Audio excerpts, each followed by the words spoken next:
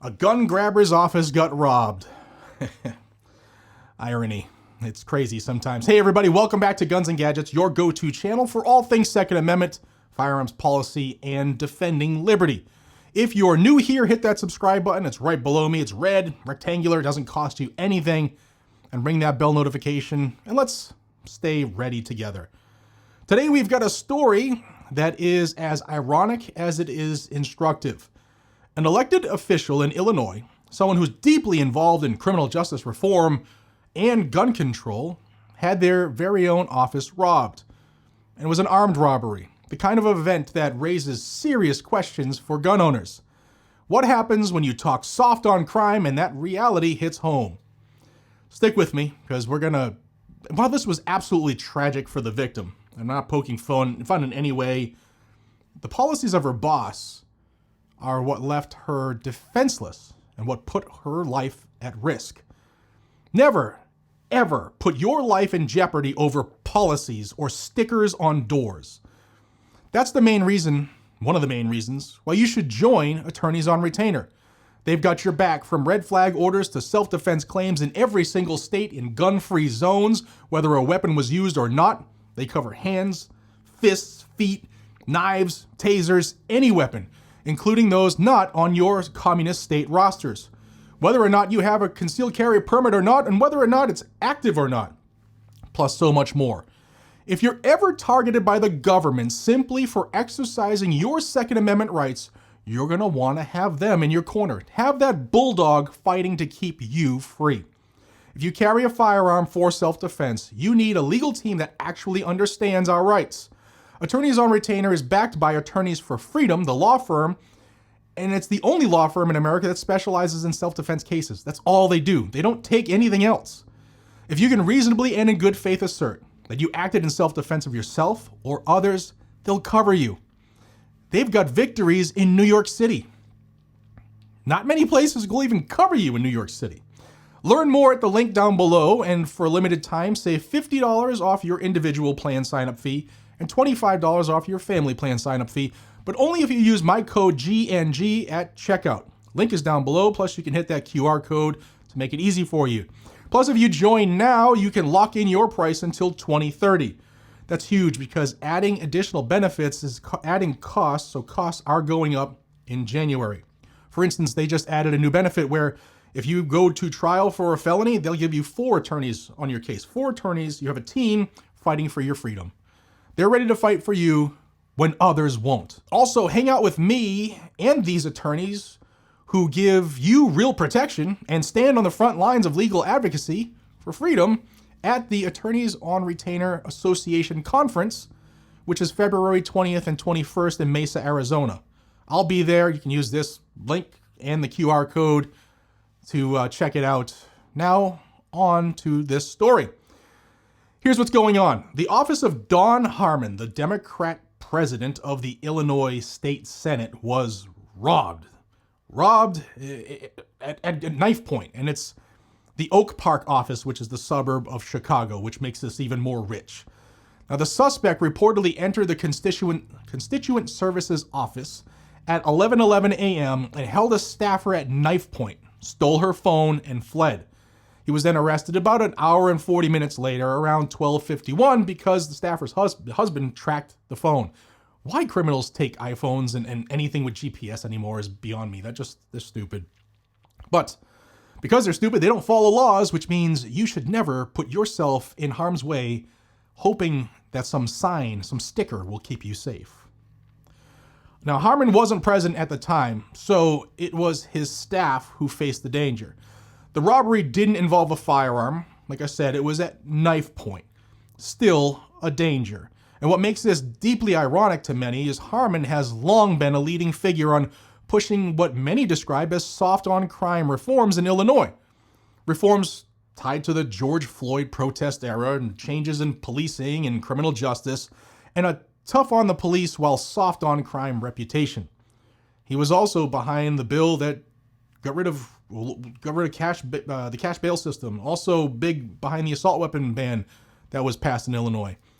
And let's pause on that. Like an official, a clown in a suit, an attorney, that's what he is, he's an attorney. He backed reforms that critics argue weaken deterrence, and his office becomes a victim of crime, the same crime that he's hoping disappeared if we loosen, I guess, how we treat criminals. And what's worse is that the staffer's life was placed at risk because of restrictions on her Second Amendment in Cook County, in Illinois. She could have defended herself if her boss wasn't some communist. If he was pro-America, pro-freedom, pro-individual liberty, rather than pro-gun control, she could have handled business right then and there. When someone in a key legislative position champions policies that bans guns, reduces penalties, limits pretrial detention, or reforms policing in a way that critics say undermines enforcement, and their own office is breached, it raises serious questions of credibility. Like, how anybody listens to that clown is beyond me. Now, this story isn't just about robbery, it's about the message that it sends. Gun rights advocates have long warned that weakening consequences for violent crime or reducing law enforcement tools doesn't mean crime disappears. Case in point, held at knife point. It means that the risk calculus shifts for criminals. When deterrence drops, opportunity rises. If they know they're not going to get caught, they're going to do things. They'll be more brazen.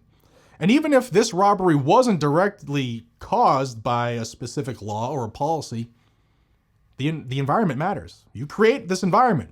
Soft on crime creates more crime. And here's why this story matters for you all. If policymakers don't... And here's why this story matters for you all. You need to understand that policymakers do not care about your safety. They choose to rely on reform and hope, unicorns and rainbows, rather than personal and collective defense. You're left to fill the void. You are left to defend yourself. Yet they want to take away the tools for you to do that. They want you to be a victim. Public officials cannot guarantee safety.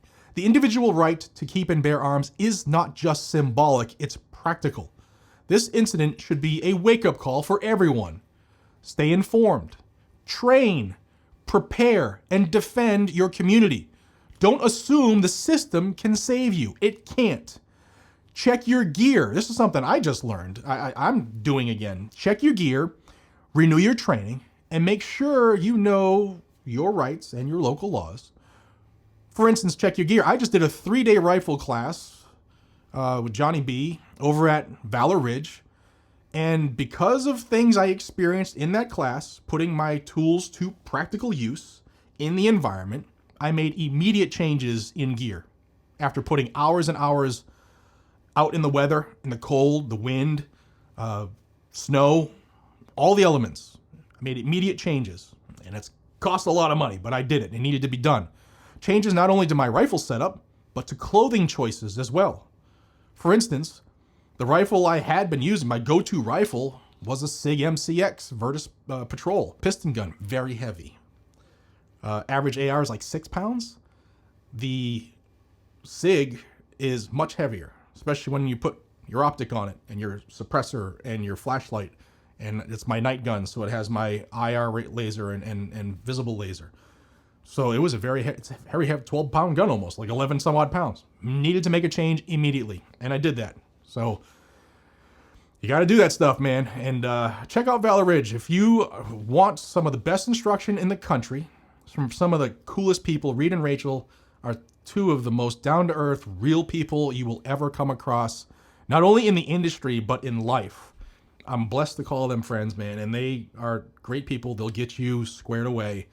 Check out Valor Ridge. Not an ad for them. I just love them. That's where I train regularly.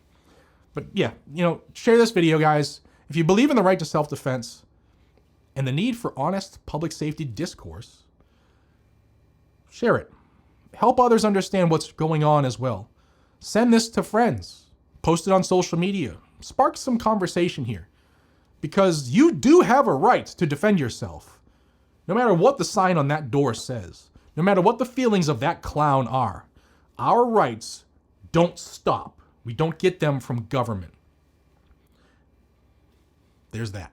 And of course, if you're not already subscribed to Guns and Gadgets, hit that subscribe button down below, enable the notifications so that you don't miss future deep dives into real threats to our rights. All right, Patriots, that's your story. An Illinois lawmaker's office was robbed. Irony dripping in every sentence, and a stark reminder of the real-world stakes of policy decisions. Thank you again for supporting this channel. If you liked this breakdown, give it a thumbs up and drop a comment down below and let me know. Do you let policies or signs on doors take your rights away? Do you let those policies and signs leave your life at risk?